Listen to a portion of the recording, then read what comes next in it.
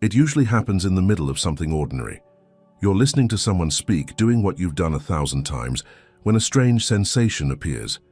Nothing is wrong exactly, but something feels misaligned. Like the scene is playing, yet you're half a step behind it, or ahead of it. You can't tell which. It's not anxiety. It's not confusion. It's more subtle than that. For a brief moment, the world feels rehearsed. The words, the reactions, even your own response feel slightly predictable, as if they were supposed to happen this way. And instead of being fully inside it, you notice it. That moment is easy to dismiss. Most people do. They blame distraction, fatigue, overthinking. But what if that discomfort wasn't a glitch in you? What if it was the first sign that something automatic had been interrupted? This isn't about escaping reality or questioning whether the world is real. It's about noticing the moment when your usual way of participating slips, and something else quietly takes its place. You think you react to life in real time, that when something happens, you see it, feel it, decide, and then respond. But if you slow this down just a little, you may start to notice something unsettling. Most of your reactions happen before you ever arrive. Someone speaks, and irritation is already there. A message appears, and anxiety is already in the body. A memory crosses the mind, and sadness is already active. Only after all of that does a thought appear saying, "I'm feeling irritated," or "I'm anxious," or "I'm sad." The reaction came first. The explanation came later. This is the invisible pattern. It's not dramatic, it doesn't announce itself, it doesn't feel imposed. In fact, it feels like you.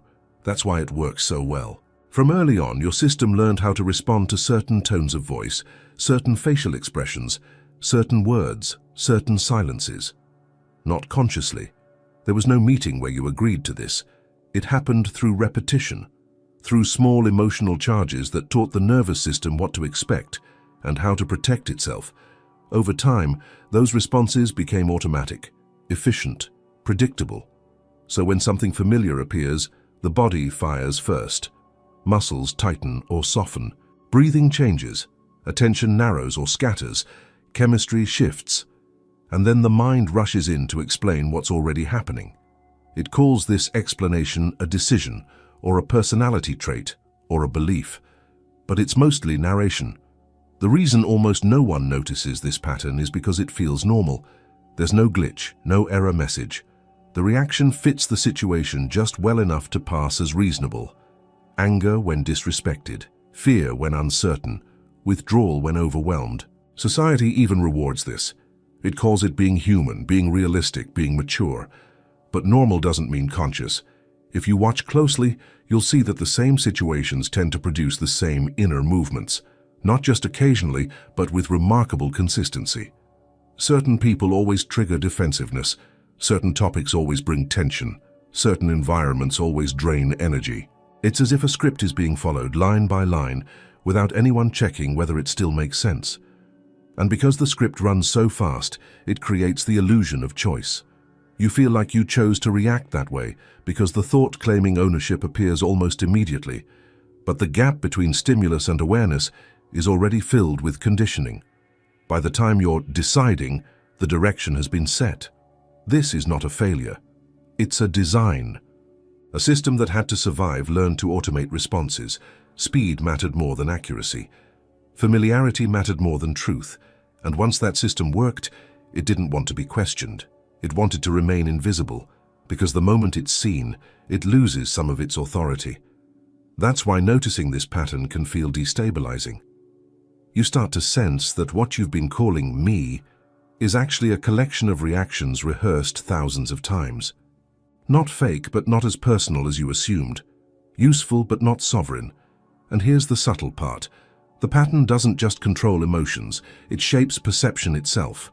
What you notice, what you ignore, what feels important, what feels threatening.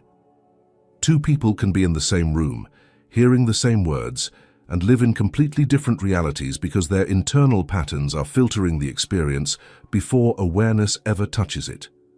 This is how the loop sustains itself.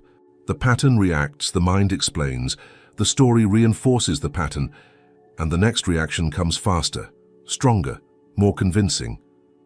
Over time, it feels like this is simply how things are, how the world is, how people are, how you are. And yet, every once in a while, something doesn't fit. A reaction feels slightly off, too intense, too familiar, almost mechanical. You might catch yourself thinking, I've been here before, not just in the situation, but in the exact emotional posture. The same inner stance, the same ending. That moment is important, not because it means you're free, but because it means the pattern has been seen from the outside, even briefly, and the system doesn't like that. It prefers speed over clarity. It prefers reaction over observation. Most people miss this window and immediately fall back into explanation. They justify the reaction, blame the circumstance, label the emotion, anything to restore the sense that this was chosen, appropriate, necessary. But if you stay with that discomfort just a second longer, you may begin to realize that the real trap isn't the reaction itself. It's the assumption that being aware means thinking about it, that consciousness is the same as commentary, that noticing requires analysis, and this is where almost everyone makes the next mistake, without realizing it. Once you begin to notice that your reactions often arrive before your awareness, it's natural to assume you're becoming more conscious just by thinking about them. You catch yourself saying, I see what's happening, or I understand why I reacted like that. It feels like progress, it feels like clarity. But this is where the first real mistake quietly locks the door again. You confuse consciousness with thought. From the moment you were young, thinking was praised as awareness. If you could explain yourself, analyze your feelings, or narrate your inner world, you were considered self-aware. So when the automatic patterns start to reveal themselves, the mind rushes to do what it knows best. Comment, interpret, label. It says, this is my trauma, or this is my personality, or this is just how I am under pressure. And because those explanations sound intelligent, reflective, even compassionate, they feel like awakening. But they're not. Thought is still part of the same system that produced the reaction. It arrives after the fact and builds a story that makes everything seem coherent. The reaction happens, the explanation follows, and then the identity forms around that explanation. I'm someone who gets anxious. I'm someone who doesn't tolerate disrespect. I'm someone who overthinks. Nothing has actually changed. The loop is just more articulate now. This mistake is subtle because it doesn't feel like being asleep. It feels like being informed. You know more about your patterns, but you are still inside them. You're watching the prison walls and describing their texture, but you haven't stepped outside. True observation doesn't speak immediately. It doesn't rush to define, it doesn't need to conclude. But thought cannot tolerate that kind of silence. Silence feels like loss of control. So it fills the space with meaning, even if that meaning keeps the pattern intact. You can see this clearly in moments of emotional intensity. Anger arises, and almost instantly the mind explains why it's justified. Fear appears, and the mind builds a future where the fear makes sense. Sadness comes, and the mind traces it back to a story that confirms who you are. In each case, the explanation feels like awareness, but it's actually reinforcement. The system prefers a bad explanation over no explanation at all. This is why so many people feel aware but unchanged. They can describe their triggers in detail, name their patterns, even predict their reactions. Yet when the moment comes, the same response unfolds, the same tone, the same tension, the same internal movement.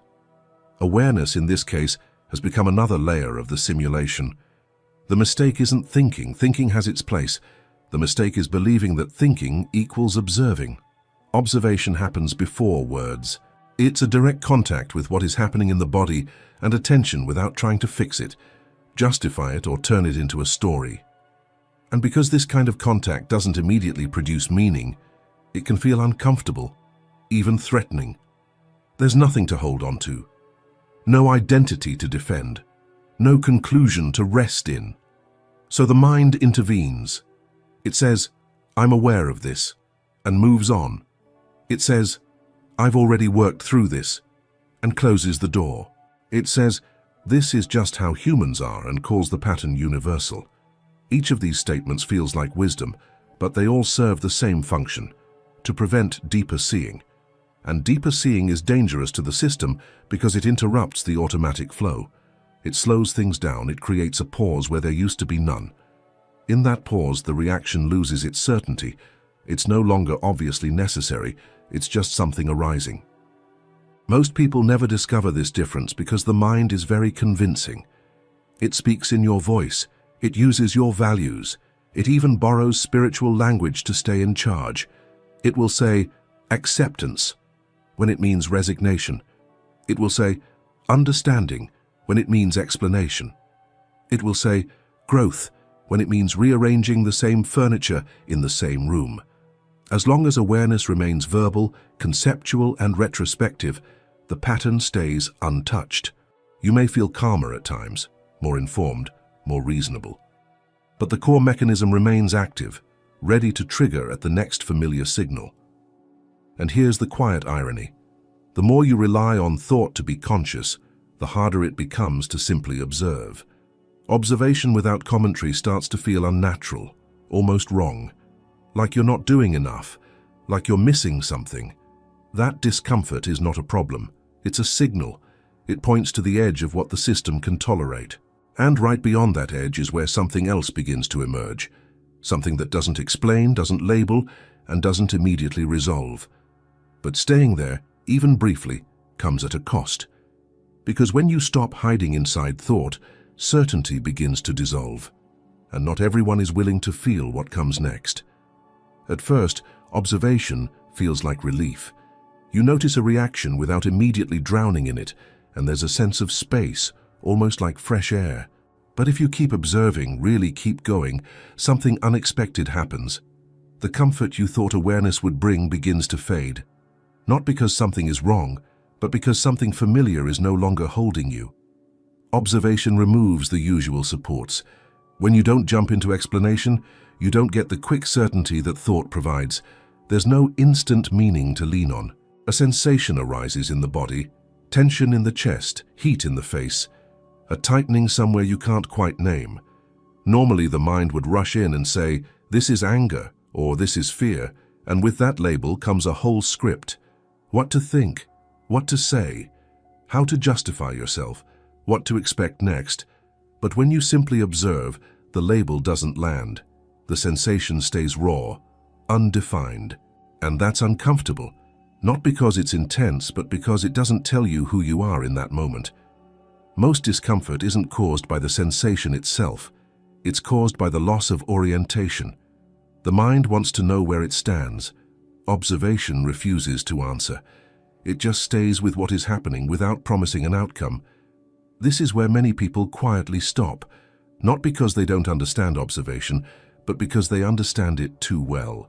They sense that if they continue, some of their inner landmarks will dissolve. The familiar boundaries, right and wrong, strong and weak, justified and unjustified, begin to blur. And without those boundaries, the self feels less solid. Certainty is addictive. Even painful certainty feels safer than open-ended presence. When you observe too much, you start to notice how often your inner life relies on prediction. You see how quickly the mind jumps ahead, preparing responses, rehearsing futures, protecting images. Observation interrupts this habit. It keeps you in the moment where none of those futures are guaranteed. That moment feels exposed. There's nothing to hide behind. And then another layer of discomfort appears: responsibility. As long as reactions feel automatic and justified, you can blame circumstances, people, history. But when you observe without immediately reacting, you begin to see the tiny space where a response could change, not through effort or control, but through non-participation. And that space removes excuses. It becomes harder to say, "I had no choice." This is not empowering at first. It's unsettling, because freedom in its early stages doesn't feel like expansion. It feels like groundlessness. You're no longer fully inside the old pattern, but you're not yet resting in something new. You're between scripts. The mind interprets this as danger. It will try to pull you back with thoughts like, "This is too much," or "You're overthinking," or "You should just relax and live." It might even frame observation as a problem, something that's making you distant or disconnected. In reality, what's happening is that the automatic emotional shortcuts are losing their grip, and the system doesn't know how to operate without them. Another reason observation becomes uncomfortable is that it reveals repetition, not just in your reactions, but in the world around you.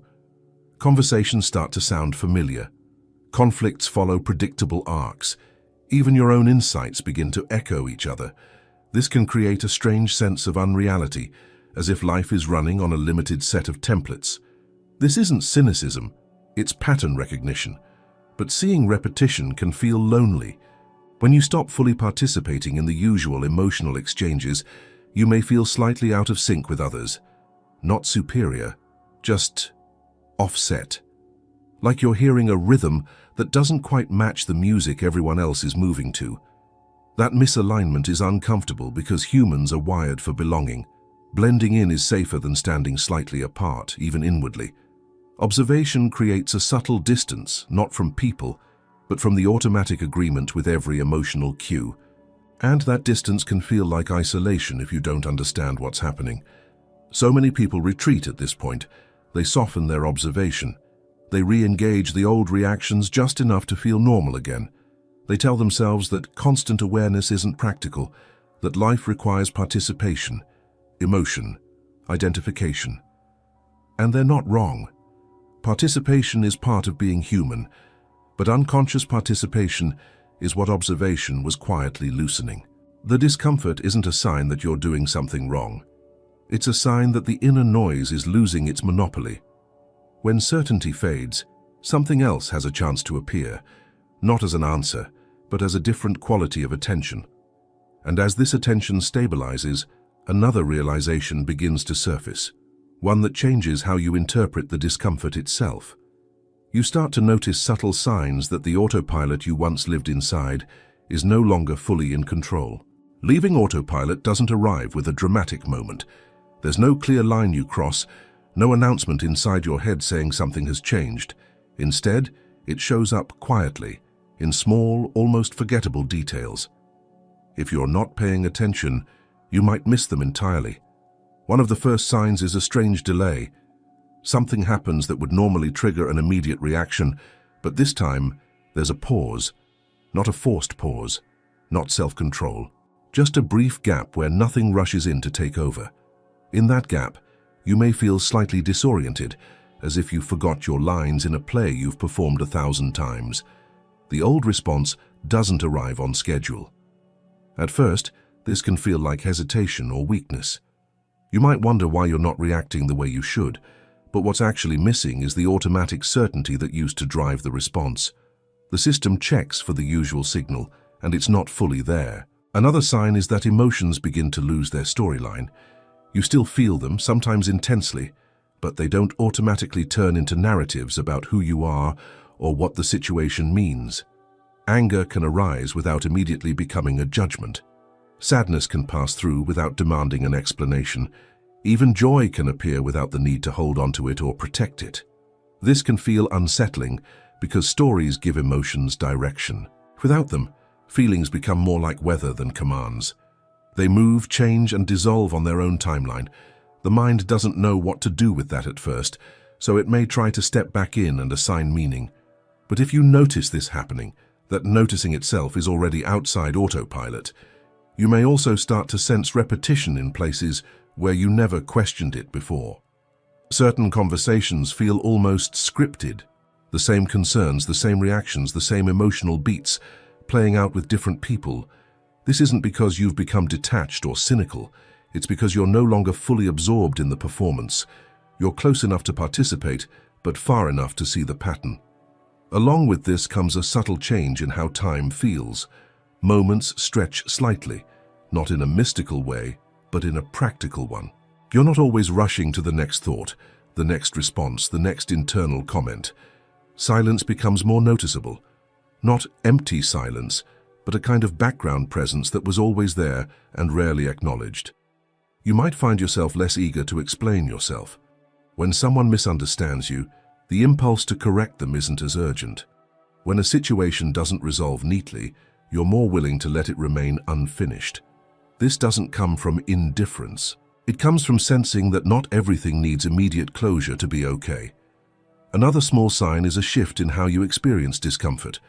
Instead of trying to escape it right away, there's a tendency to stay with it a little longer, not to analyze it, not to fix it, but to feel it directly.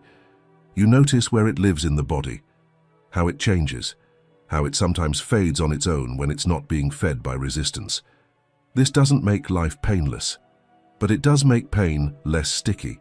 It doesn't automatically pull you into old identities or long explanations.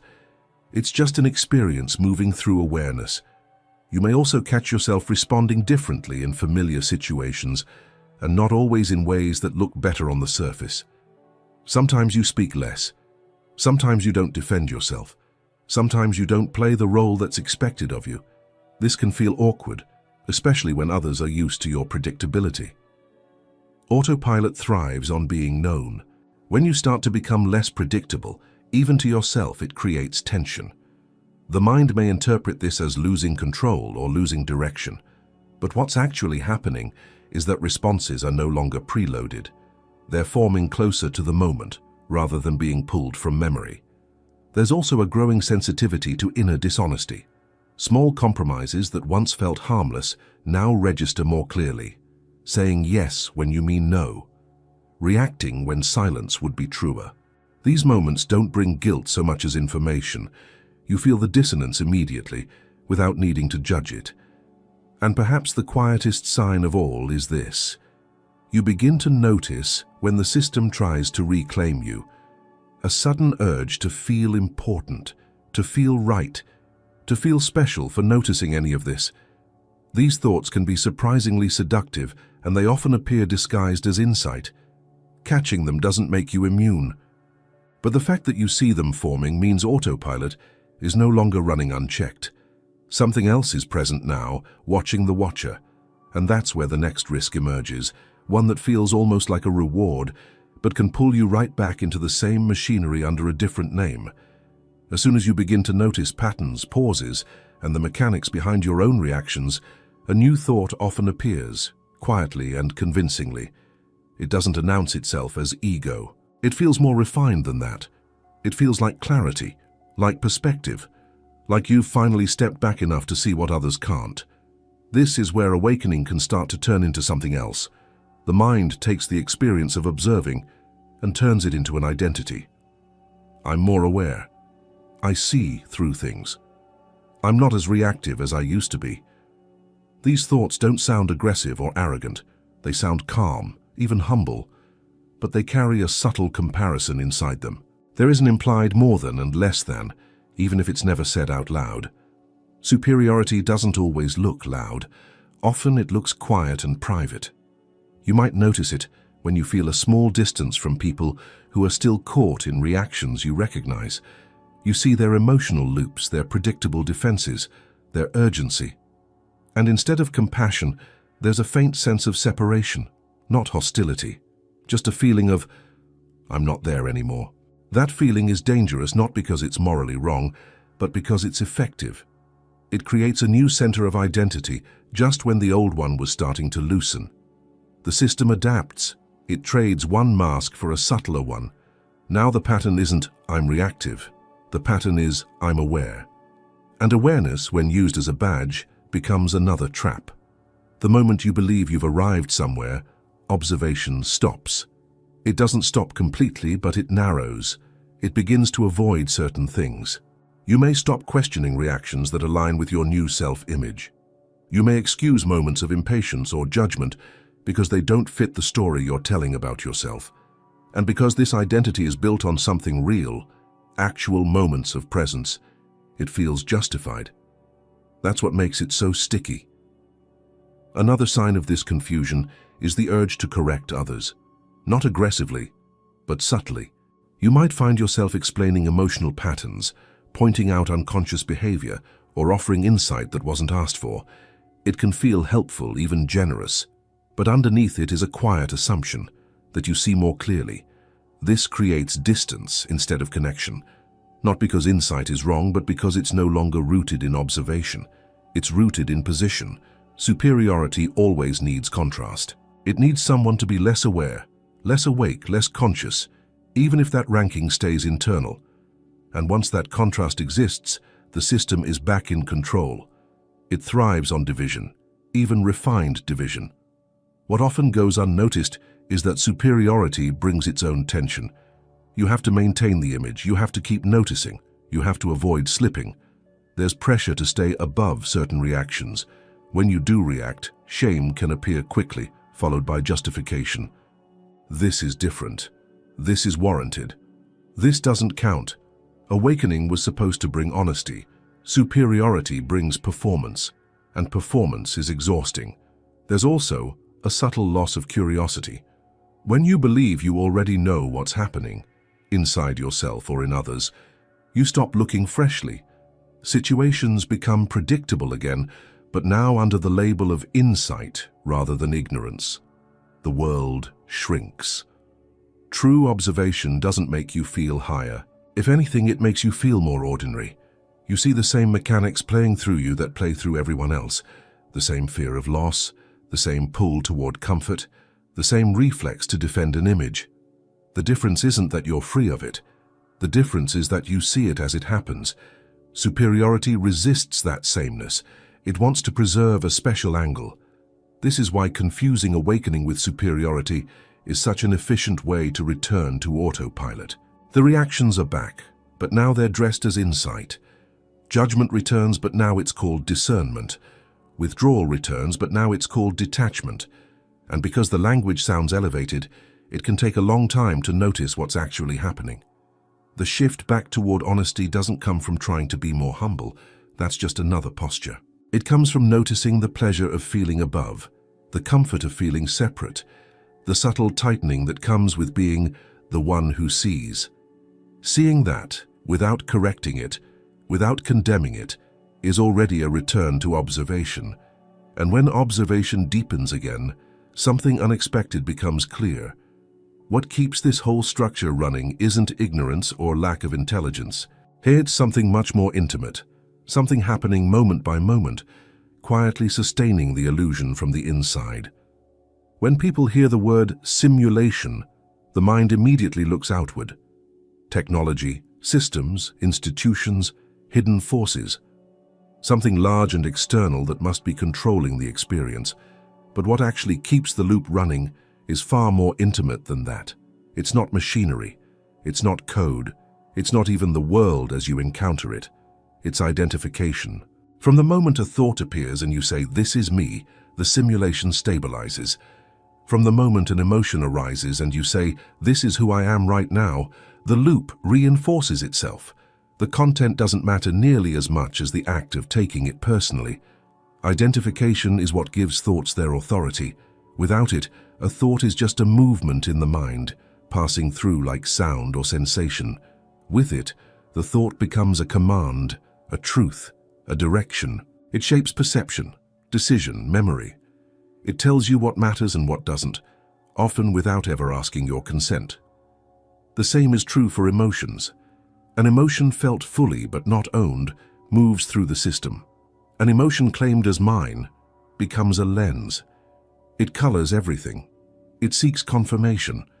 It pulls the past and future into alignment with itself. This claiming happens so quickly that it feels inseparable from experience. You don't notice the moment of attachment. You just notice the world looking a certain way. Heavy, threatening, promising, unfair, meaningful, empty. Each of these perceptions feels like a direct response to reality, but they're filtered through identification. And the system relies on this, not on force but on habit. Every time you believe a thought without seeing it as a thought, you strengthen the pattern. Every time you act from an emotion without noticing the identification underneath it, you feed the loop. Over time, this creates a sense of continuity, a solid self moving through a solid world, reacting appropriately to what happens. That sense of solidity is the simulation's greatest success. What makes this hard to see is that identification doesn't feel optional. It feels like engagement, like caring, like being alive. Letting go of identification is often confused with apathy or detachment, but those are just interpretations the mind uses to protect its central role. In reality, identification isn't what allows you to feel, it's what limits how you feel. When identification loosens, emotions don't disappear. They become cleaner, less tangled in story. Sensations are sharper, not duller. Perception becomes more direct, not less meaningful. But because this doesn't match the inherited narrative about selfhood, it can feel unfamiliar, even wrong at first. The simulation keeps running because identification keeps refreshing the sense of me versus what's happening. That division creates tension, and tension creates movement. Movement creates narrative. Narrative reinforces identity. It's a closed circuit. You can see this clearly when something challenges your self-image. The reaction isn't just emotional, it's protective, defensive, as if something essential is at risk. That urgency doesn't come from the situation itself. It comes from identification being threatened. This is why observation without identification is so disruptive. The moment you feel an emotion and don't immediately say, "This is me," the circuit weakens. The reaction still happens, but it doesn't spiral. The thought still appears, but it doesn't command. There's space. The system doesn't collapse all at once. It flickers. And in those flickers, you may notice something important. The world doesn't need to be controlled to feel real. It doesn't need to be believed or disbelieved.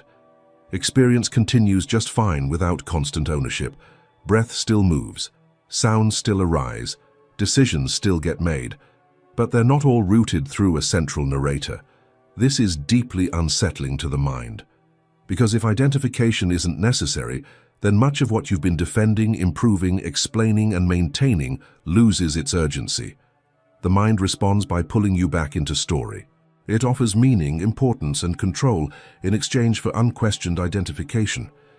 That trade has been accepted so many times it feels automatic, and yet, once you've seen this mechanism, you can't unsee it completely. Even when you're identified again, part of you knows it's happening. You feel the contraction, the narrowing, the pull into narrative. That awareness doesn't stop the process, but it introduces friction. That friction is where change begins. Not through rebellion, not through escape, but through non-participation at key moments. Small moments, ordinary moments. A thought arises, and instead of believing it, you notice it. An emotion surges, and instead of becoming it, you feel it. Each time this happens, the simulation doesn't break, but it hesitates. And that hesitation is enough to reveal something else at work. Something that doesn't depend on identification to function, something that only becomes obvious when the loop fails to complete itself. There comes a point when observation is no longer just something you do occasionally. It starts to appear on its own, right in the middle of reactions that used to run without interruption. And that's when the cycle begins to change.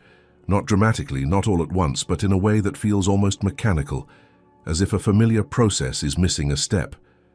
A reaction starts, but it doesn't complete itself. The body still responds. A tightening appears. A surge of energy moves through the chest or the stomach. A thought begins to form.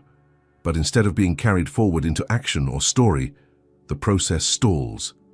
Not because you stop it, but because there's no longer full participation. Observation enters like a neutral light. It doesn't push anything away. It doesn't calm things down by force. It simply stays present while the pattern looks for its usual fuel. And the fuel it expects is identification. Without that, the reaction feels strangely unfinished. The mind searches for justification, for narrative, for direction. It tries to pull you back into the familiar loop. React, explain, defend, repeat.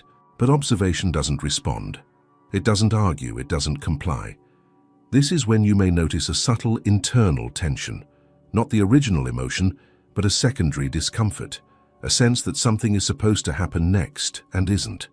Like reaching for a light switch and finding no resistance. The system was designed for continuity. Observation interrupts continuity. What breaks the cycle isn't effort or discipline, it's the absence of automatic agreement. You're not saying yes and you're not saying no. You're simply not adding anything. At first, this can feel passive, even irresponsible. The mind may warn you that without reaction, you'll lose motivation, boundaries, or direction.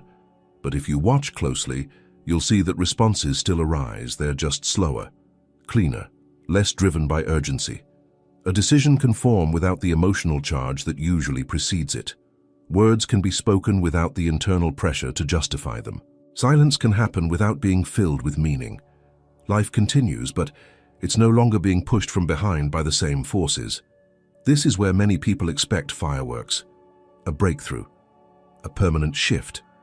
Instead, what you get is something much quieter: unpredictability.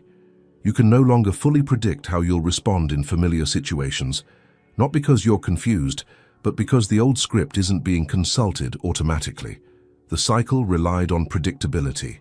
Same trigger, same response, same internal conclusion. Observation breaks this by introducing presence where there used to be habit. You may notice that some reactions still happen fully, others dissolve halfway, others don't arise at all. There's no clear rule, and that lack of consistency can feel unsettling to the mind, which prefers reliability over freedom. But in that inconsistency, something important is revealed.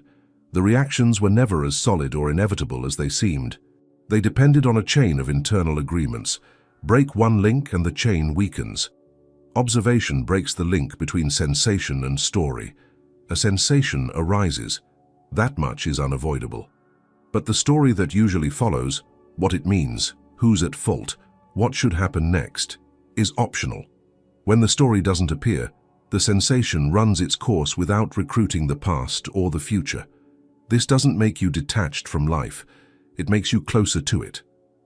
You feel things more directly, without the buffer of interpretation.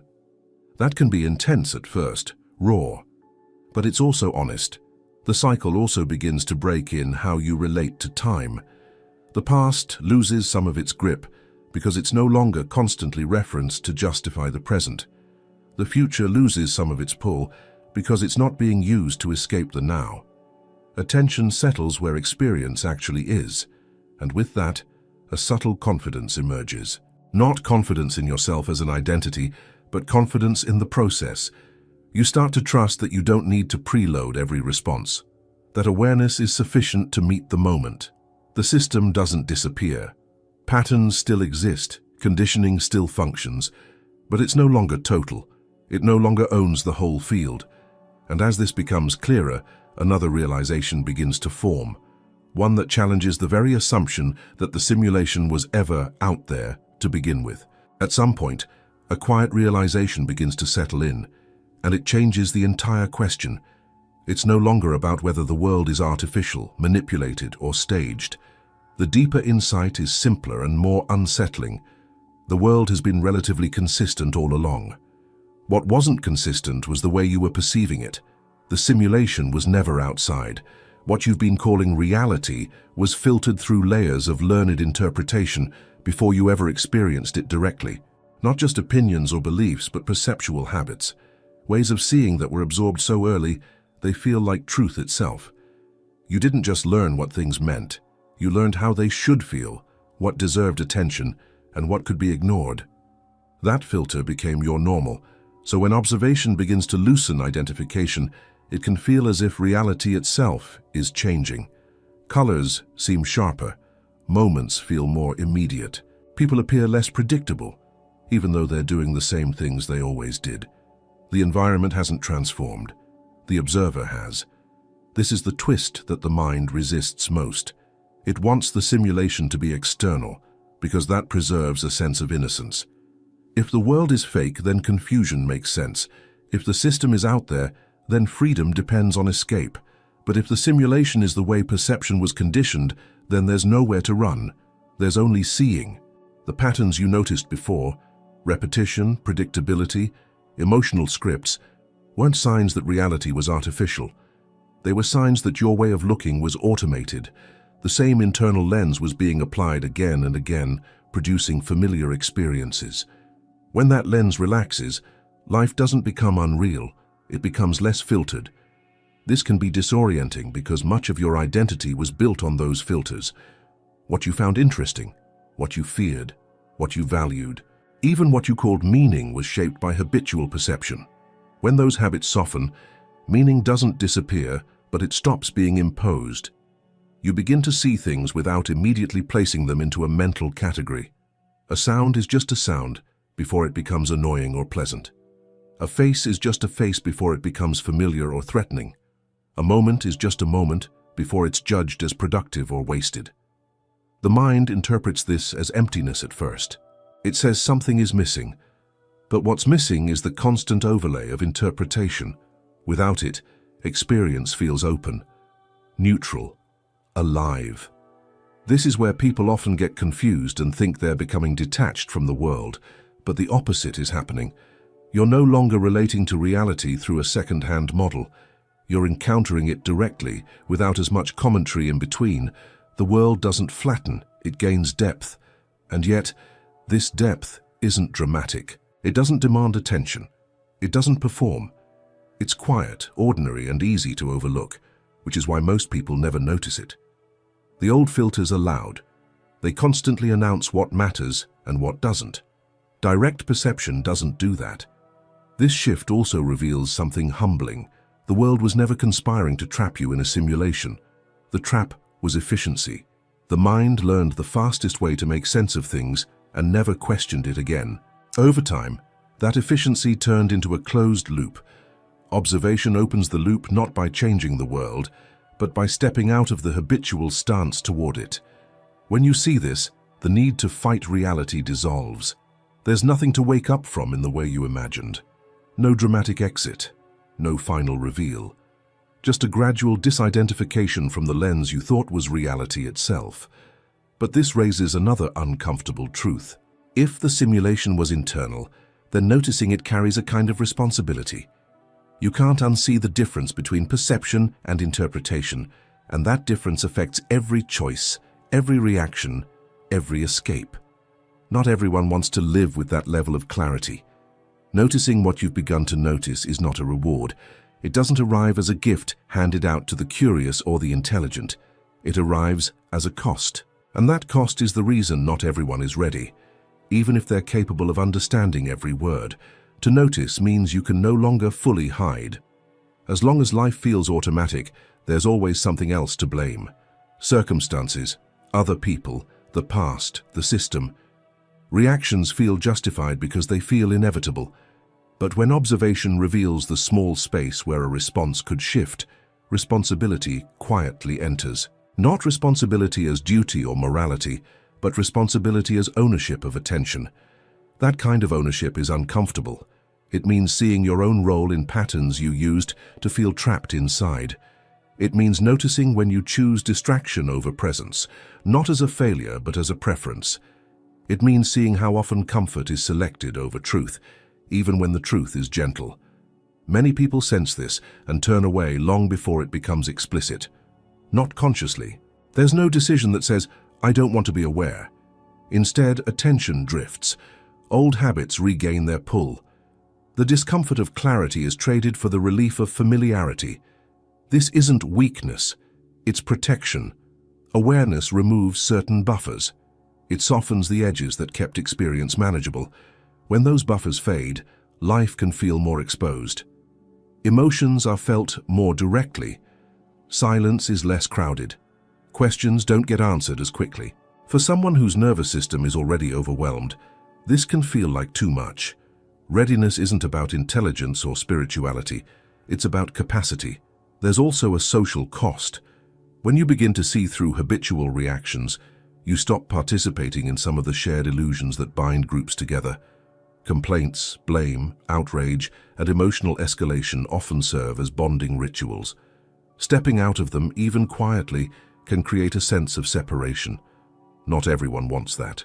Belonging often matters more than clarity. There's comfort in shared stories, even painful ones. They provide orientation.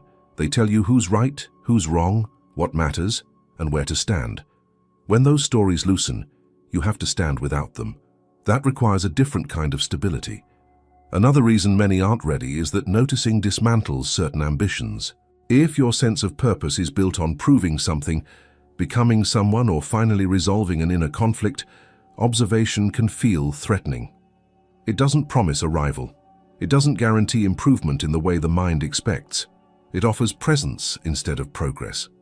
For a culture trained to measure value through outcomes, this can feel pointless, even irresponsible. The mind asks, What's the use of seeing all this if it doesn't make me better, happier, more successful? Observation doesn't answer that question. It lets the question hang. And hanging questions are uncomfortable. There's also grief involved. When you notice how long you've been living through conditioned perception, there can be a sense of loss, lost time, missed moments, reactions that shaped relationships in ways you can't undo. This grief isn't dramatic, but it's real.